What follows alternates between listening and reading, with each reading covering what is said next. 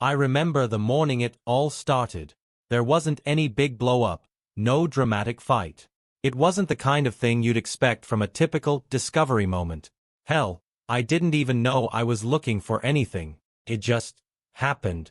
We were in the kitchen like any other day, my wife and I. She was making coffee, and I was messing around with my phone, scrolling through news feeds, just trying to wake up. The sun was already up, shining through the windows, but everything felt off. It wasn't a gut feeling, exactly. More like something just wasn't right in the air. My brother had just left the house after staying with us for a few days. It wasn't anything new. We were used to him crashing at our place on and off. But this time, there was something different about his visit. Maybe it was the way he left. Usually, he'd give me a handshake, maybe a hug, but this time he just said goodbye. Not like he was in a rush, but almost like he was avoiding me. And it stuck with me. But I wasn't sure why. Anyway, I pushed the thought aside. I didn't have any solid reason to feel weird about it. He'd been acting a little distant lately, but nothing that odd. Maybe I was overthinking it. Then, that morning, I noticed something small. Something so tiny you'd have missed it if you weren't paying attention. It was her phone. My wife's phone. She was sitting across the counter from me, chatting about her usual stuff, work, friends, whatever. But she kept glancing at her phone, just a bit too much. She wasn't really looking at it. Not in a normal way. It was more like she was watching it.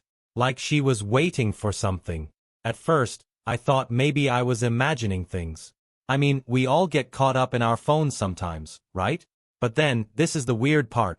She glanced at me, saw me looking, and quickly swiped her screen. Not a casual swipe, but a fast one. Like she was hiding something. I didn't say anything. Didn't make a big deal out of it. But inside, something clicked. I kept trying to tell myself it was nothing. It wasn't like we were having problems. Not really. Sure, things had been off for a while. More like a quiet tension I couldn't explain. But we were fine, right? Just a normal couple. Everything would be fine. So I pushed it out of my head. But that's the thing about these small, nagging moments. They start to build up, and the more you ignore them, the louder they get. It wasn't just the phone. It was her attitude too. A little colder than usual. A little more dismissive. Nothing overt, but I could feel it. When I tried to reach out or talk to her, it was like she wasn't all there. Like she was somewhere else. And then I started noticing little things. Her makeup bag, the way she'd suddenly disappear into the other room during the evenings. The late-night phone calls she took outside. The ones she didn't want me to hear. I knew something was going on. It wasn't just a feeling anymore. It was real, and it was sitting right there in front of me, just under the surface. But I didn't have proof. Not yet. But there was one thing I did know for sure. Whoever she was sneaking around with, I wasn't going to sit back and let it slide. I wasn't going to beg for answers. I wasn't going to chase her or let her lie her way out of it. I wasn't a fool. But I was going to make sure she knew who she was dealing with. For now though, I kept my mouth shut. I wanted to see just how far this would go before it all fell apart. The days after that morning felt like a slow burn. I kept watching. It was like I couldn't not watch her, and it was starting to eat me up inside. I'd be sitting across from her at dinner, watching her talk, but it was like I was looking at a stranger. Her eyes weren't the same. They were distant, glazed over, like she wasn't really there. Like she was somewhere else. And when she'd look at me, it was like she was seeing a reflection of someone she didn't know anymore. It's funny how that works. How you can live with someone for years and suddenly realize you don't know them anymore. You don't know who they are or where they've been. I was starting to feel that way. One evening, I came home early from work. I thought she'd be gone. She'd said something about meeting a friend for drinks. But when I opened the door, there she was, sitting on the couch with her phone in her hand, looking up at the TV but not really watching it. It felt off. Like the air in the room had changed, thickened. Something wasn't right, but again, I couldn't put my finger on it. I figured I'd just ask her about her day, like I usually did, but when I opened my mouth, she was already talking. "Oh, hey, I thought you'd be later," she said, but her voice didn't have the usual warmth to it. She smiled, but it didn't reach her eyes. How was it? The drinks with Amy? I asked, trying to sound casual. She shrugged, not looking at me. Fine. Nothing special. Now, here's the thing. I knew Amy. We'd all hung out together before. But there was something about the way she said it. Like she didn't want to talk about it, like she was brushing it off. Normally, she'd tell me about everything. What they talked about, where they went, who said what. But that night, nothing. She was giving me the bare minimum, and I could feel the walls going up. Did you two talk much? I pressed. Maybe I was fishing, but I needed something to latch onto. Yeah, she replied flatly. Just the usual stuff. She didn't sound like herself. She wasn't looking at me, and that struck me. If you're talking to someone you've been married to for years, you usually look them in the eye, don't you? But she was staring at the TV like it was the most important thing in the room. That's when I noticed the phone again. She had it in her hand, but it wasn't just in her hand. It was like she was holding onto it for dear life. Like it was a lifeline she couldn't let go of. When I got closer, I saw the screen light up. She didn't react at first, but then she glanced down quickly, as if she didn't want me to see. It was a text. I couldn't read the whole thing, but I saw the name, her ex from college. I didn't say anything, but a cold feeling settled in my chest. I knew her ex. Not well, but I knew enough. And I sure as hell didn't like the fact that she was getting messages from him. Not one bit. I told myself I was overreacting. I didn't want to make a scene over nothing. Maybe it was innocent. Maybe it wasn't even important.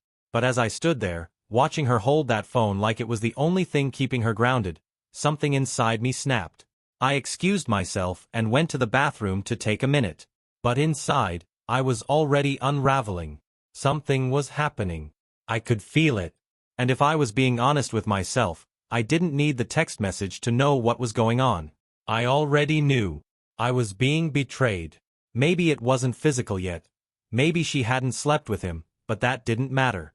The emotional distance was already there. And worse, she was keeping it a secret, hiding it from me like I was some fool who wouldn't notice.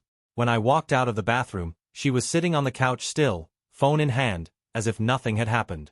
But I could tell she was waiting for me to say something. Waiting for me to ask. But I didn't. Instead, I sat down next to her, keeping my distance, and started flipping through channels. I wasn't going to give her the satisfaction of acting hurt, of letting her know I was on to her. Not yet. I had my plan. I was going to let her dig herself deeper. I wasn't going to be the one to expose it.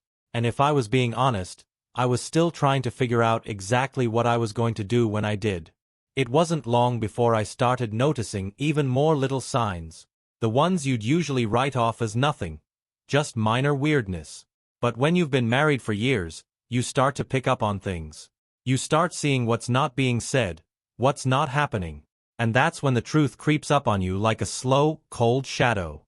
One Saturday afternoon, a few days after that awkward night, I was sitting in the living room, trying to distract myself with some game on the TV. My wife was upstairs, which wasn't unusual.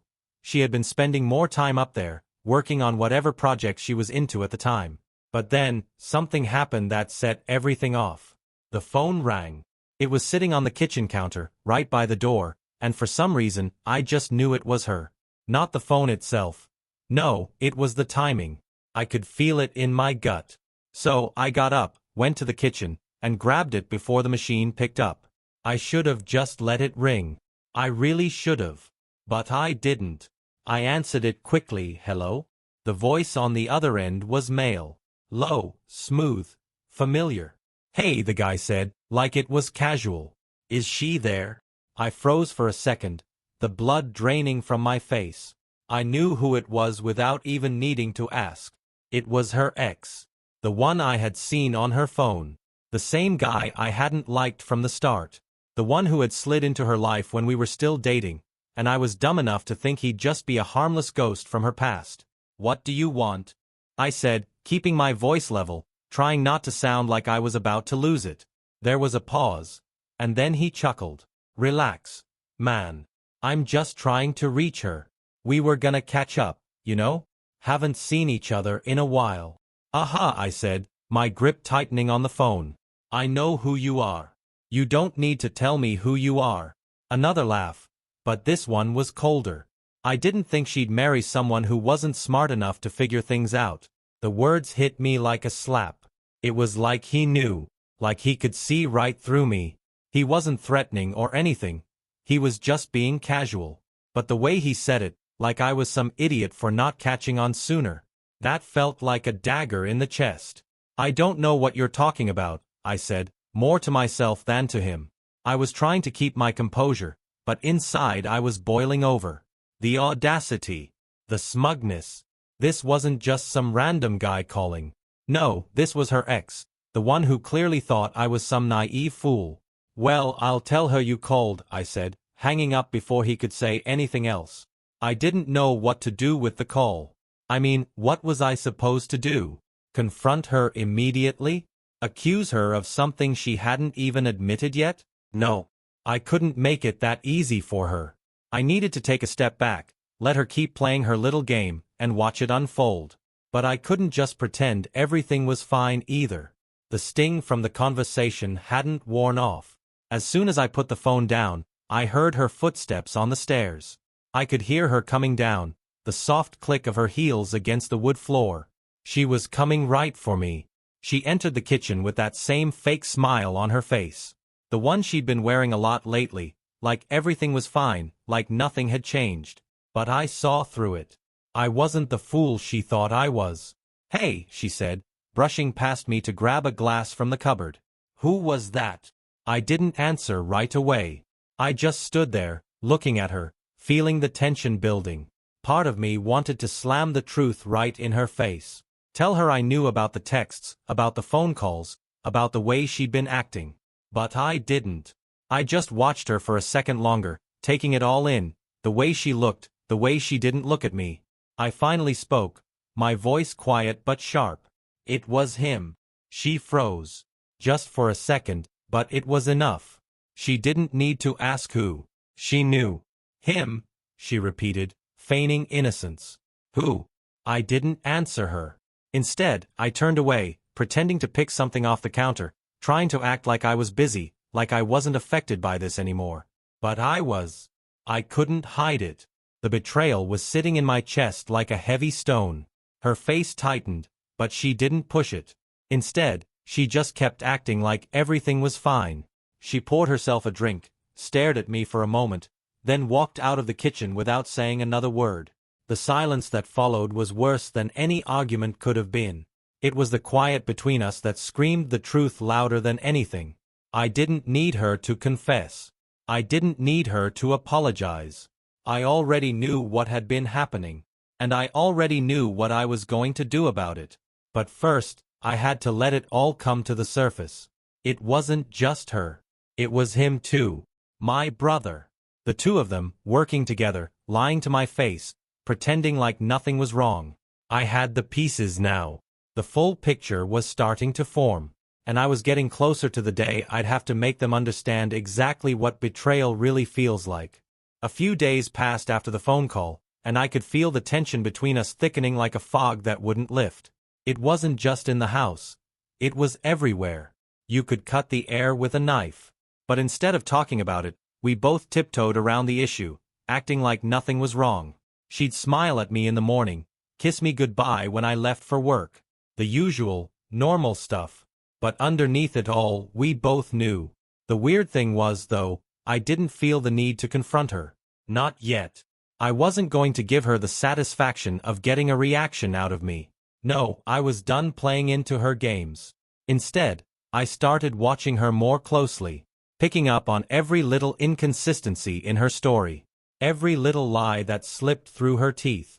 It was like a puzzle now, and I had to put it together before I made my move. One night, I got a call from my brother, Mark. It wasn't unusual for him to check in, but this time, the timing was a little off. I was sitting in the living room, flipping through some old photos, trying to avoid thinking about what was happening. The moment I saw his name flash on my phone, I felt my stomach twist. I answered, trying to keep my voice neutral. "Yeah. Hey man, how's it going?" Mark said, his voice a little too bright. like he was trying a little too hard to sound casual. "Good," I replied. "What's up?"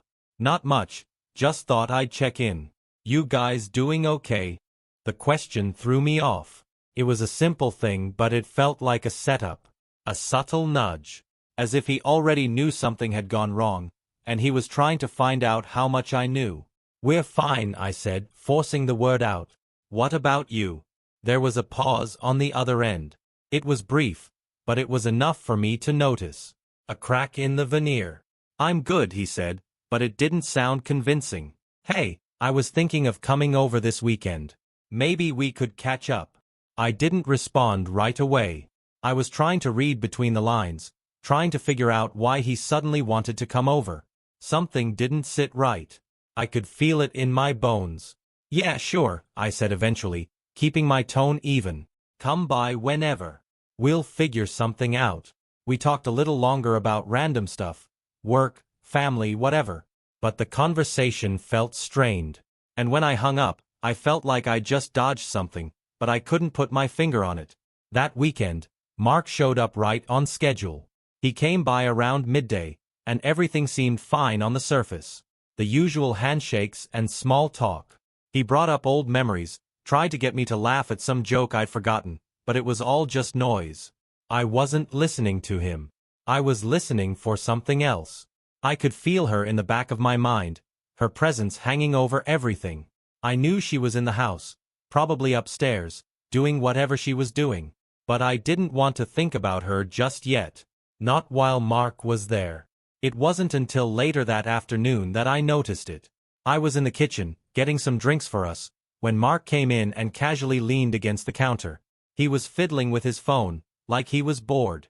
It wasn't the first time he'd been distracted like that, but today, something felt off. I couldn't shake the feeling that he was avoiding my eyes. Every time I glanced over at him, he'd look down at his phone, or stare out the window, like he was trying to avoid me. I took a deep breath and decided to test it. I asked him, "So, how's everything with you and Lisa? You two still talking?" His eyes flickered up to mine for a second before he quickly looked away, like I'd caught him off guard. "Yeah, we're fine," he said quickly. "Just, busy with work and stuff." I couldn't help myself. I pressed, "That's good. Haven't heard you two talk much lately." He shifted on his feet, a nervous tick I'd never noticed before. "Yeah, we've just been doing our own thing. It's nothing weird, man." But his words didn't match his body language. I could see the discomfort written all over him. The way he was acting, like he was trying to keep his distance. The way he'd looked at his phone right before I asked about her. It all added up in a way I wasn't ready to ignore anymore. Before I could say anything else, I heard footsteps from the hallway. She appeared at the kitchen doorway, looking all casual, as if she had no idea what was happening. But I noticed it, the way she stopped just short of the door, like she was holding her breath. The way she looked at Mark, just a little too long, like they were sharing a secret. That's when the last piece clicked into place. I didn't need proof. I already had enough. The way she was acting, the phone calls, the texts, the hidden glances. It was all right there in front of me, like they thought I was too dumb to see it. I didn't say anything then. I didn't need to. But the air in the house had shifted. And so had I. The storm was coming. And when it hit, I wasn't going to let anyone walk away from it unscathed. I couldn't ignore it anymore. I'd been dancing around it, pretending like everything was still okay, but it wasn't. Not by a long shot. I could feel the truth hanging in the air like smoke. Thick. Unavoidable. And now I had no choice but to face it. That night, after Mark left, I stayed up long after she went to bed. I couldn't sleep. My mind was running, replaying every conversation, every little thing I'd noticed over the past few weeks. The pieces had all been there, scattered, waiting for me to put them together. And now I knew. I knew what was happening. It wasn't just that she was distant or that she'd been texting her ex behind my back. It was that she and my brother had been playing me. They were together, and the way they'd been hiding it, that was the real betrayal. They didn't care about me. They were too wrapped up in their own little world to even consider what this was doing to me. I sat there in the kitchen, trying to focus on the clock ticking on the wall. Midnight had passed. But I wasn't tired. I didn't feel tired. I felt angry. So angry. And the worst part was, I couldn't even blame her fully. She was the one who'd made the choice to betray me, but Mark, he was my brother. The one person in my life who I thought would never turn on me. The one person I trusted without question. And he was the one who helped her do it. The thought made my stomach twist, like I was swallowing broken glass. I heard her moving upstairs, probably getting ready for bed. The house was quiet, too quiet. I didn't want to confront her yet, but I knew it was coming. The moment when everything would spill out, the moment when she'd either lie to my face or try to deny it all. I went upstairs to our bedroom and sat at the edge of the bed, just waiting. I didn't know how I was going to say it. I didn't know if I'd yell or just say it calmly. I didn't even know if I wanted to give her that satisfaction of an argument. But I knew she'd be expecting me to say something. She came in, brushing her hair out of her face, wearing that look she always had when she was about to go to sleep. But tonight, it didn't feel like the same woman who had shared my bed for years. There was no comfort in the routine anymore. Just a void. "Hey," she said, tossing her hairbrush on the vanity and glancing over at me like she didn't know what was coming. I didn't respond right away. I just stared at her, feeling that weight on my chest. The silence was suffocating, but I didn't break it. I wasn't going to make it easy on her. She sat down next to me, leaning in, as if to comfort me, but I didn't let her touch me. I pulled back just enough so that there was space between us. That space, small but noticeable, felt like the entire distance between us now. "Is everything okay?" she asked, her voice soft, but there was something almost fake about it. Like she was putting on a show for me, trying to play the part of the worried wife. I couldn't do it anymore. The pretending, the lying to myself. I wasn't going to let her pull the wool over my eyes any longer. I looked at her, my voice steady, but sharp. "I know." Her eyes widened slightly, but she quickly masked it with a smile. "You know what?" "I know about you and Mark," I said, watching her face carefully. She froze. Just for a second, but it was enough to tell me I was right. I wasn't imagining things. The guilt was written all over her.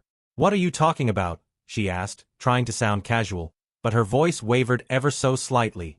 I didn't let her get away with it. "Don't lie to me, Lisa. I know you've been texting him. I know he's been here, and I know he's been helping you hide everything from me. You think I don't notice? You think I haven't been watching? I've seen the way you look at him. The way you act like I'm not even here." She swallowed hard. I could see the panic in her eyes now. She was scrambling for something to say, but I wasn't giving her the chance. "You can't lie to me anymore," I continued, my voice low but full of anger. "It's not just him, it's both of you. You've been playing me this whole time, and I've let you get away with it. I've been blind, but not anymore. Not now. Not after everything I've seen." I could see her working through the words in her head, trying to come up with an excuse, something to make it okay. But she didn't say anything. She just sat there, staring at me. The silence stretched between us, like a chasm I wasn't sure could be crossed. Finally she spoke, her voice breaking, just a little. "I didn't mean for it to happen this way. It just did, okay?" My heart slammed in my chest, but I didn't let her see the hurt. I couldn't afford to. "No," I said, my voice icy. "You meant it. You just didn't think I'd figure it out. But I did. And now it's over." There was nothing more to say. No apology she could offer, no explanations that could fix what had been broken. I didn't want her to cry, didn't want her to play the victim. I didn't want to feel sorry for her. Because right then, the only thing I felt was anger. And revenge. The kind of revenge that wasn't loud or dramatic. It was calm, cold, calculated. And it was coming for both of them. I stood up, turning my back to her. I wasn't going to stay in this room any longer, not with her sitting there like everything was fine. "You need to leave," I said. It wasn't a suggestion. It was a demand. She didn't move. I heard her breathe in, like she was about to argue, but she didn't.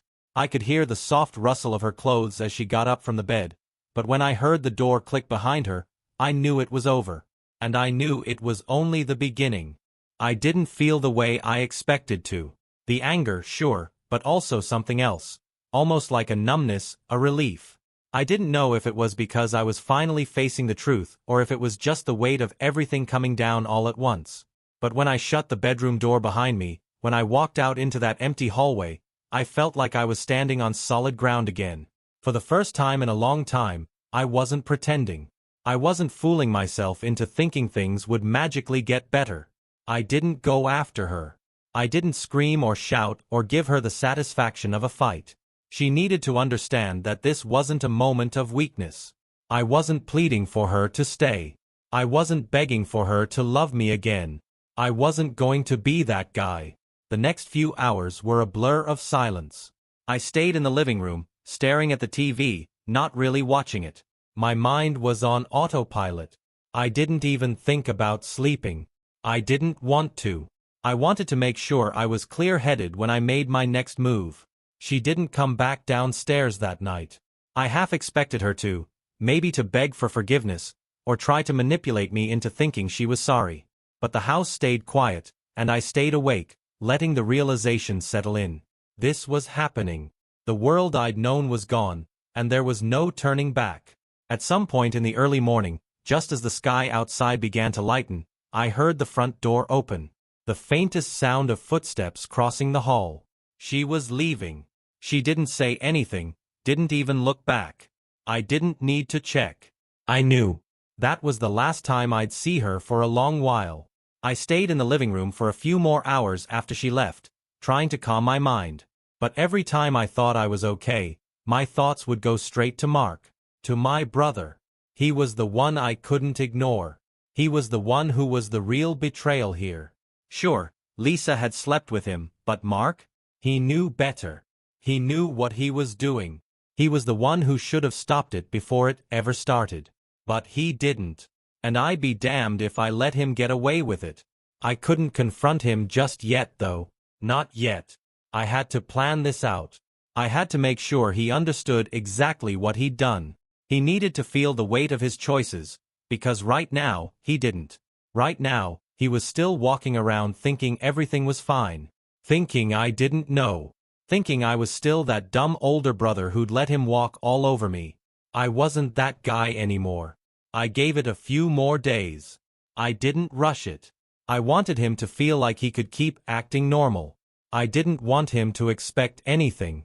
I wanted him to be comfortable, to let his guard down. And then, when he least expected it, I'd hit him with the truth. The day I decided to do it, I knew exactly how I wanted things to play out. I called Mark up early in the morning, asking if he wanted to grab a beer later that afternoon. He didn't hesitate to say yes, which was exactly what I wanted. I needed him to think it was a casual hangout. I needed him to think I was still the same brother he could talk to about anything. But this wasn't about brotherly bonding. This was about revenge. And he didn't know it yet, but he was walking right into it. By the time I met him at the bar, I was calm. Too calm. I could see the way he was acting, his usual relaxed demeanor, like everything was just business as usual. He slid into the booth across from me and grinned, already taking a swig of his beer before I even sat down. "What's up, man?" "Been a while," he said, casually leaning back. "Yeah, been busy," I muttered, just keeping things light. I didn't want to rush it. I didn't want him to get suspicious. So, we talked about stupid stuff at first, sports, work, the usual small talk. But inside, my mind was racing. I had to be sure of this. I had to make him feel it when I told him. Finally, after we'd both had a couple drinks in us, I leaned back and looked at him, like I was getting comfortable. "You know, Mark, I've been thinking a lot about things lately. About family." He raised an eyebrow, setting his bottle down. "Yeah? What's on your mind?" I stared at him for a second, watching him squirm just a little as he waited for me to say more. I could feel the tension between us now, but I kept my voice level, steady. "You ever feel like you've been living a lie? Like everyone's just pretending everything's fine when it's really not?" He laughed, but there was something tight about it. "What do you mean? Is this some kind of therapy session or something?" I didn't laugh with him. "No, man. I'm serious. That's when I saw it. That flicker of recognition in his eyes. The briefest flash of guilt that crossed his face before he covered it up with that same cocky smirk. I leaned forward. You know, I found out something recently. Something that, didn't sit right with me. Something that really pissed me off. He swallowed, the smirk faltering just a little. What are you talking about? I paused, letting the silence hang for a moment, just to make him sweat. Then, I hit him with it. You and Lisa, huh? Funny how that whole thing slipped under the radar for so long. Or maybe you just thought I wouldn't catch on. You two didn't even try to hide it. His face went pale. I saw his hands tighten around his bottle, his fingers digging into the glass. You know what? I said, my voice even but ice cold. You've always been a snake, Mark. But this is something else. You betrayed me. And I'm done with you. Done with this whole thing. The look on his face was priceless. Wide-eyed, completely caught off guard. He opened his mouth, like he was going to say something, but no words came out. I didn't give him the chance to explain. I just stood up, leaving him there, alone in that booth, with the truth I had just dropped on him. I wasn't interested in hearing his excuses. He didn't deserve an explanation. And I sure as hell wasn't going to sit there and listen to him try to talk his way out of it. He needed to know what it felt like to lose everything. To feel what I felt when I realized my entire life had been a lie. And he wasn't going to get away with it. Not now. Not ever. I didn't hear from Mark for days after that. And honestly, I didn't expect to. I knew the way he'd been raised, the way we were both raised, and I knew he wasn't going to come crawling back for forgiveness. He'd never been the type to admit he was wrong, and this was a whole new level of wrong. For the first time in a long time, I felt free. It wasn't the kind of freedom you get from letting go of a burden or moving on from a past chapter. It was the freedom that comes when you stop pretending everything is okay, when you stop pretending to give a damn about people who don't deserve your trust.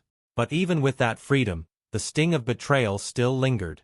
I wasn't ready to let that go, not yet. I kept myself busy for the next couple of days. Work, errands, the usual stuff.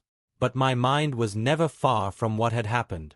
I didn't want to think about Lisa, but there were moments when it just hit me. Her voice, her smile, the way she used to look at me like I was the only person in the world. And then I remembered the way she'd looked at him, at my brother, and my stomach would churn all over again. It was like living in a bad dream that you can't wake up from. It wasn't just losing her. It was losing him too. One afternoon, as I was standing in line at the grocery store, I saw her. Lisa. She was standing at the checkout, just a few feet away, her back to me. My heart skipped a beat, and for a second, I felt that old urge to walk up to her, to ask her what the hell she thought she was doing, to make her feel what I was feeling. But I stopped myself. I didn't want to get sucked back into her game. Not anymore. I wasn't that guy anymore. I watched her for a moment, standing there with a shopping cart full of random stuff. Nothing that looked like it came from a home that was falling apart. Nothing that showed the weight of what had just happened. She was carrying on like everything was normal, like she hadn't just torn my life apart. I saw her glance around, probably looking for some way to distract herself, to keep the guilt from showing on her face. That's when I noticed something. Something small. Her phone. It was in her hand, and the screen was lit up. For just a split second, I saw the name on the screen. Mark. My blood ran cold. I didn't have to see the message. I didn't have to know what was on it. The fact that his name was right there, in her hand, as if they hadn't even bothered to hide it, that was enough. The last little piece fell into place. I wasn't going to let this go. I didn't say anything to her at the store. I didn't even look at her directly. I just turned around, paid for my stuff, and left. But I felt a calm certainty in my chest now. I wasn't just angry anymore. I was done. Done with both of them. I'd planned my revenge carefully. I had been patient, waited until the right moment. And now, it was time. That night, I called Mark. No preamble, no small talk. I didn't need to pretend anymore. Mark, I said, my voice tight but steady. I want you to come over. There was a pause on the other end of the line. I could almost hear the wheels turning in his head. Maybe he was wondering if I was still angry. If I'd forgiven him. Sure, man, he finally said, his voice casual, like nothing was wrong. But I could hear the hesitation there. What's up? You'll see, I said. Just be here in 30 minutes. I hung up before he could say anything else. When he arrived, I didn't greet him at the door. I didn't even open it for him right away. I let him knock a few times before I finally walked over and unlocked it. I didn't offer him a drink or ask him how he was doing. I just led him into the living room, sat him down on the couch, and stared at him without saying a word. He looked nervous now. That was new. Sit down, I said, pointing to the couch across from me. We need to talk. Okay, he shifted uncomfortably but obeyed. What's going on? I didn't answer at first. I just let him sit there, fidgeting. His eyes darted around the room, probably looking for something familiar, something that could make this feel like any other conversation. But it wasn't. Not anymore. Finally, I spoke. I saw Lisa today, I said, my voice calm but lethal. And I saw the text message from you. He stiffened, his face going pale. I didn't care if he tried to act surprised or shocked. I wasn't looking for an apology. I wasn't looking for him to explain himself. I knew the truth, and I was done being manipulated. You think I didn't know? I continued. You think I didn't see the way you two were playing me? You think I didn't know what you were doing behind my back? He opened his mouth to say something, but no words came out. He looked guilty. He looked like he was about to crack. But I didn't give him the chance. I'm done, Mark, I said quietly, leaning forward. I don't want to hear your excuses. I don't want to hear how it just happened or how you didn't mean it. I'm done. The words hung in the air, heavy and final. He didn't respond. He couldn't. He just sat there, staring at me with wide eyes, his mouth moving like he was trying to find the right thing to say. But it was too late for that. I'm not going to pretend anymore, I said, standing up. You've ruined everything. And now? Now I'm going to make sure you know exactly what it feels like to lose everything. I'm going to make sure you never forget what you've done. I didn't wait for him to reply. I didn't give him the satisfaction of a final argument. I turned and walked out of the room, leaving him sitting there, stunned and speechless. This was it. The moment where it all came together. Where the truth, and the consequences, finally caught up with him. And there was nothing he could do to stop it now. The days that followed were quiet. Too quiet. It felt like the world was holding its breath, waiting for something to break, and I guess I was too. I didn't see Mark again after our conversation. I didn't reach out to him. And I didn't need to. I knew what I had to do, and I had no intention of dragging it out. He'd already gotten a taste of what it felt like to be exposed, and I was planning to make sure the rest of it hit like a freight train. I didn't feel guilty. I didn't feel bad. In fact, the longer I sat with the idea of what I was going to do, the more certain I became. Mark had crossed the line, both with me and with Lisa. He'd betrayed the person who'd always had his back. And that was something I couldn't just ignore. So, I wasn't going to. The first move I made was with Lisa. I had to make sure she understood the full weight of the situation. She needed to feel the sting, not just because of what she'd done to me, but because of the way she had treated everything like it was a game. She didn't think it would ever come back to bite her. She thought she could just slip out of it, move on like nothing ever happened. But I wasn't going to let that happen. I waited until a Saturday, just before noon. I had the whole day planned out. Quiet, methodical, without drama. I wasn't going to play her games. I called her up, making it sound casual. Hey Lisa, you have a minute? I asked, keeping my voice even, like nothing had changed. There was a pause on the other end, and I could hear the hesitation in her voice when she finally responded. Sure, what's up? I didn't waste time with pleasantries. I didn't need to. I think it's time we talk. I could almost hear her throat tighten. Talk about what? She asked, her voice defensive.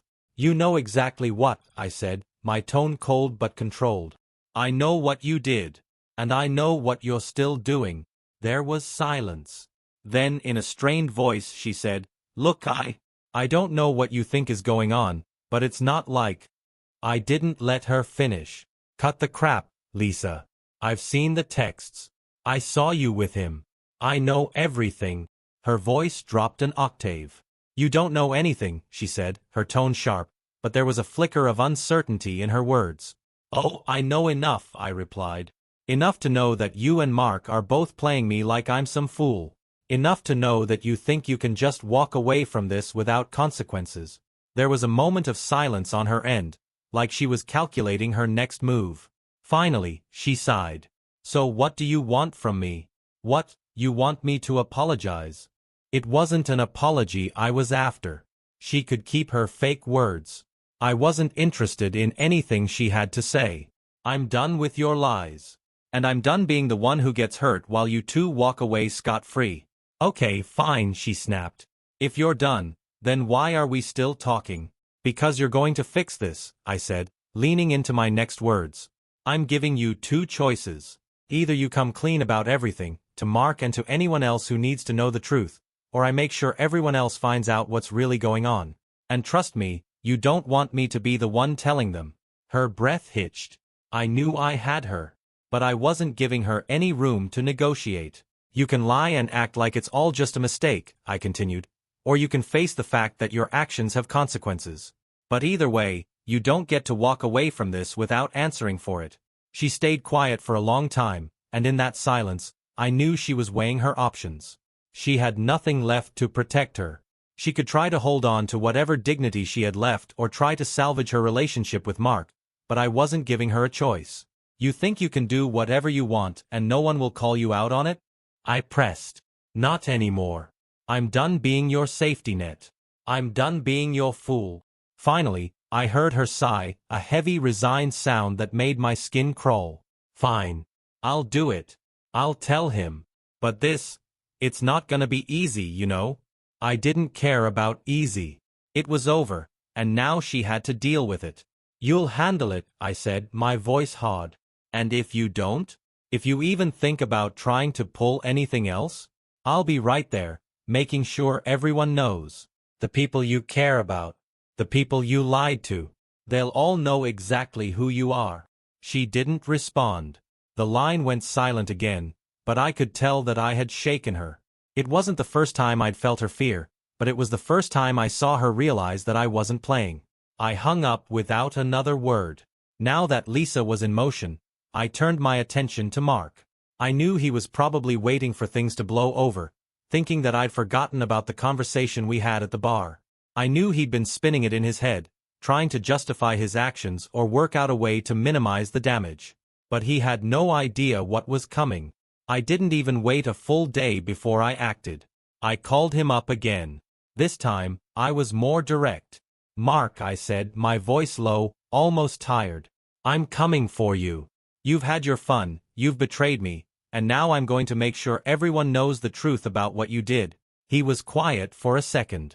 What are you talking about? He asked, sounding defensive but unsure of himself. You really think I'm just going to let you get away with it? I shot back. You think I'm just going to let you play the victim here? No, man. You've screwed with the wrong person, and now it's time to pay the price. There was a long pause, and then I heard him mutter, I didn't mean for this to happen. I didn't. I cut him off. Save it. You've had your chance to fix this. You've had your chance to walk away clean. But now you're going to learn that when you mess with family, there's always a price to pay. He didn't say anything else. I could hear him trying to gather his thoughts, but there was no fixing this. There was no coming back from what he'd done. I hung up again, this time for good. I wasn't going to drag this out. I wasn't going to wait for some big dramatic moment to confront them. I'd already said my piece. Now it was time for them to face the consequences of their actions. And I wasn't going to give them the chance to fix it. Not this time. What they didn't realize yet was that the worst part was still coming. The day came when I finally saw them both, Lisa and Mark, together. I'd set it all up, made sure the timing was right. There wasn't going to be any turning back for either of them now. I'd done everything I needed to do. The pieces were all in place. It happened at my old man's house. My family had a small get-together planned for Sunday. Nothing fancy, just a few of us having lunch. I knew it would be the perfect place for everything to unfold. My parents, the extended family, all gathered under the same roof. It was an environment where secrets were harder to keep, and everyone was just a little too curious. If they were going to learn the truth, I figured, it might as well come from me. Lisa showed up first. She was trying to play the part of the doting wife, keeping her head low, acting like everything was fine. I could see the nervous energy in her. She knew what was coming, but she had no idea how it was going to hit her. She greeted my mom, got a drink, and tried to blend in. But there was no way she could hide it.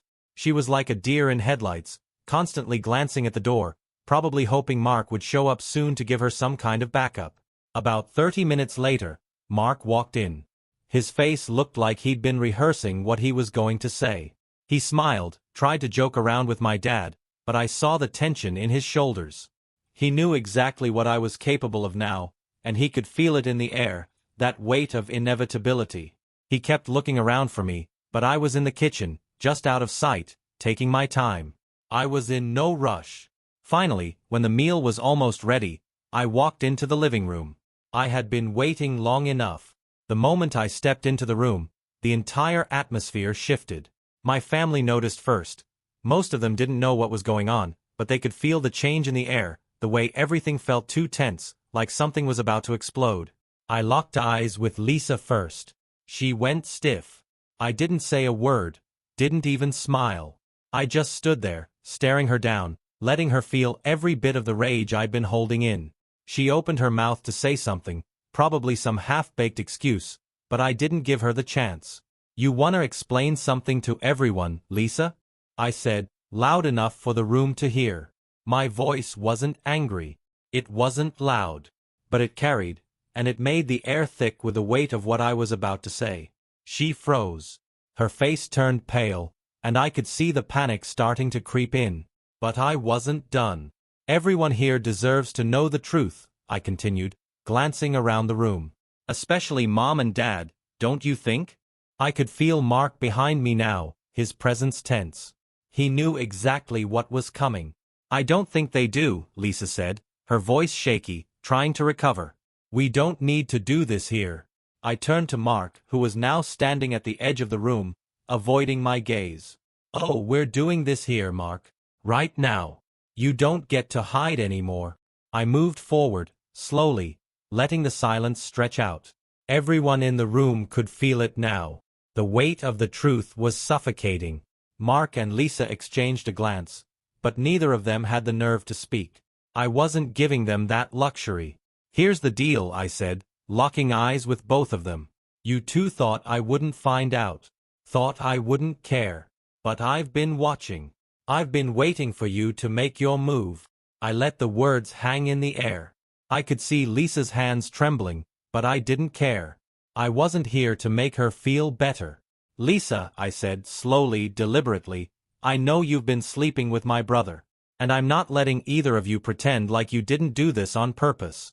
There was a collective intake of breath in the room. My parents looked at me like I'd just slapped them in the face.